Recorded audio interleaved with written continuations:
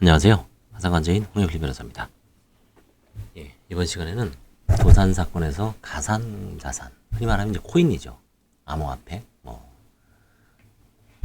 요즘 많이 문제가 되죠. 그래서 도산 사건에서 가상자산 처리에 대한 가이드북, 이제 법원에서 아마 이 부분에 대한 연구반을 판사님들이 조직을 해서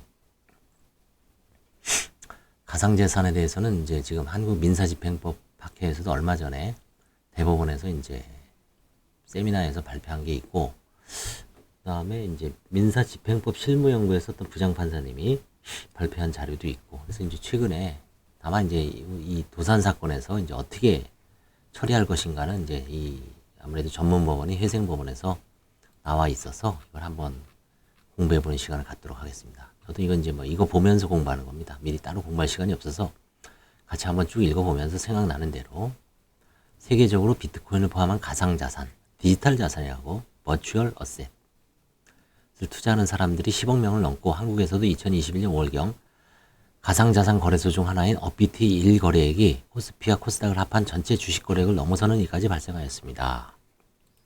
주요 가상자산 거래소의 이용자 수는 2020년 12월 147만 명에서 2021년 7월 723만 명으로 급격하게 증가하였고, 앞으로도 계속 증가할 것으로 예상되고 있습니다. 가상자산이 현실에서 자산으로 기능하면서 도산 사건에서 개인이나 법인이 소유하고 있는 가상재산에 대해 명확한 처리 절차를 확립할 필요성이 생겼습니다. 이에 서울회생법원은 2021년 8월경 도산 사건에서 가상자산의 처리 방법과 절차를 연구하는 가상자산 연구관을 만들었고, 한국의 주요 거래소의 법무팀과 간담회를 가진 등 활동을 시작하였습니다. 도산 사건에서 채무자가 소유하는 가상자산 혹은 가상자산과 관련된 채무를 조회하고, 소유하고 있는 가상자산 및 가상자산 관련 채무액을 법정화폐 기준으로 평가할 필요성이 생기게 되었습니다. 또한 채무자가 가지고 있는 가상자산을 적절하게 한가하여 이를 채권자에게 공평하게 분배하는 절차도 필요합니다. 가상자산에 대한 명확한 법적인 평가가 아직 확립되어 있지 않은 상황에서 현실적인 필요에 의해 잠정적으로 도산 사건에서 가상자산 처리 절차에 대한 가상자산 연구반의 연구 및 토론 내용을 도산 사건을 담당하는 판사님들 관련 업무 담당자의 의견 조리 목적으로 가이드북을 먼저 만들었습니다. 다만 이 가이드북은 이제 법원의 공식 입장은 아니다라는 것을 참고해 주십시오. 참고 자료입니다. 어차피 이제 쓰신 분이 있고요. 가이드북 목차를 보시면 가이드북의 취지 및 필요성, 가상자산의 정의, 가상자산 처리에 대한 가이드북의 필요성, 가상자산의 조회, 개인 도산의 경우는 어떻게 하고 법인 도산은 어떻게 할 것인가, 가상자산의 평가, 세법성의 평가, 거래소의 시장에 따른 평가, 가상자산 가치 평가의 어려움, 개인 도산 사건에서 가상자산 평가의 필요성, 법인 도산 사건에서 가상자산 평가의 필요성, 가액 평가와 관련하여 감정의 활용 가능성, 시가 감정 촉탁 사실 조회. 그다음에 가장 중요한 게 마지막 한 가죠.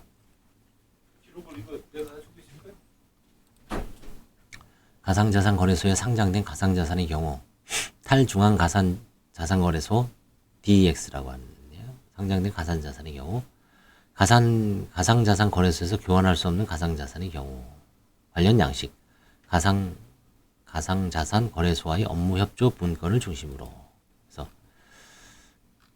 이제 이런 식으로 조금씩 한번 시간 날 때마다 공부하는 시간을 갖도록 하겠습니다.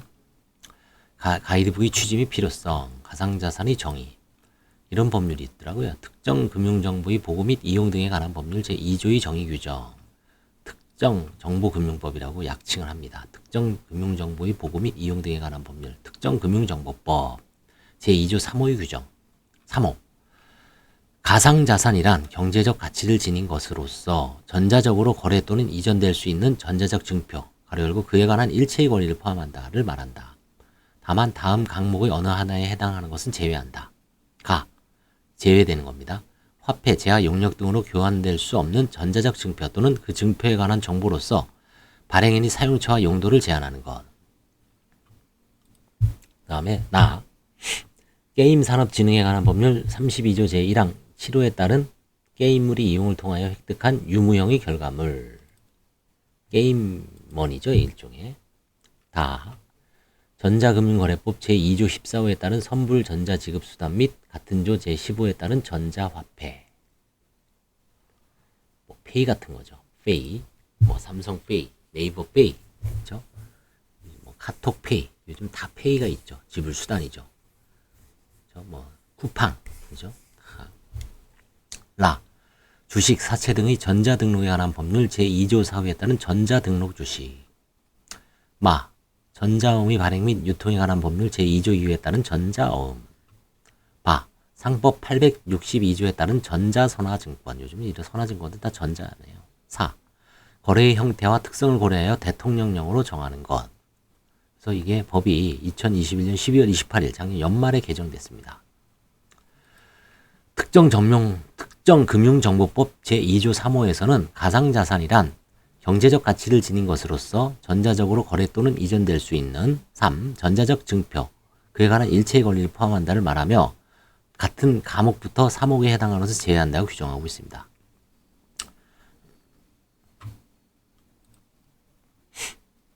이러한 규정에 따르면 경제적 가치를 지니고 블록체인, 가로 열고 분산원장 네트워크상에 거래되고 이전될 수 있는 것은 가상자산에 포함된다. 다만 경제적 가치를 지닌 것이 무엇을 의미하는지에 대해 보충적 정의가 없어 법적 명확성 차원에서 아쉬움이 있다. FATF가 가이던스에서 가상자산을 디지털 방식으로 거래되거나 이전될 수 있는 가치의 디지털 표시, 증표로서 지급 또는 투자 목적을 위해 사용될 수 있는 것이라고 사용 목적성을 명확히 한 것과 달리 우리나라의 특정금융정보법은 경제적 가치를 지닌 것이라고 표현하고 있어 적용되는 가상자산의 범위를 더 넓게 보고 있다고 합니다. 현재로서는 특정금융정보법 제2조의 정의 규정에 따라 가상자산을 해석할 수밖에 없지만 특정금융정보법은 자금 세탁 방지를 위한 목적으로 제정된 것이어서 다른 법률에서 가상자산의 정의를 달리 내린 것이 불가능하다고 보이지는 않는다고 해석하고 있습니다. 그래서 가상자산 처리에 대한 가이드북의 필요성, 도산사건에서 채무자 재산 범위에 가상자산을 포함한다. 도산사건에서는 채무자의 재산 내역 파악이 매우 중요하죠. 또한 회생신청 및 파산신청에 가까운 시기에 자산을 처분하거나 자산을 매수하는 등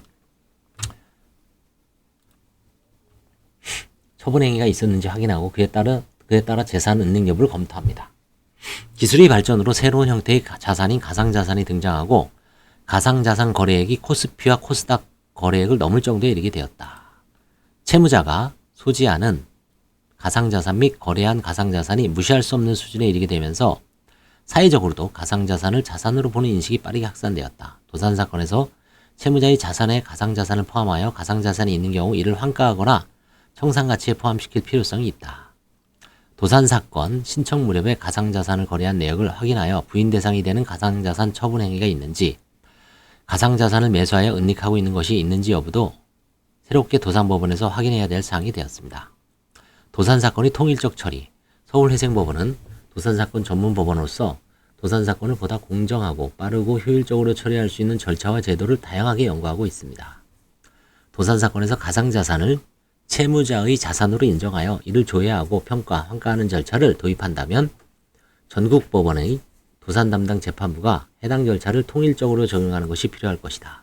만약 법원별로 가상자산에 대한 절차가 다르게 된다면 가상자산을 이용하여 재산을 은닉하고 가상자산에 대한 조회를 도입하지 않는 법원에 도산사건을 신청하는 등, 즉 채무자가 가상자산이나 조회 환가 등 절차가 없거나 유리한 법원을 선택하여 도산사건을 신청하는 등 이른바 재판부 쇼핑을 할 가능성이 크기 때문이다. 이런 식으로 법원에서는 통일적 처리가 필요하다고 하고 있습니다. 예. 여기까지 하죠. 그래서 이번 시간에는 가상자산의 정의 및 가상자산 처리에 대한 가이드북 필요성에 대해서 한번 공부해 봤습니다. 이렇게 조금씩 읽어 나가면서 뭐가 있는지 이런 얘기를 하는구나, 그 정도 감만 잡으면 되겠습니다.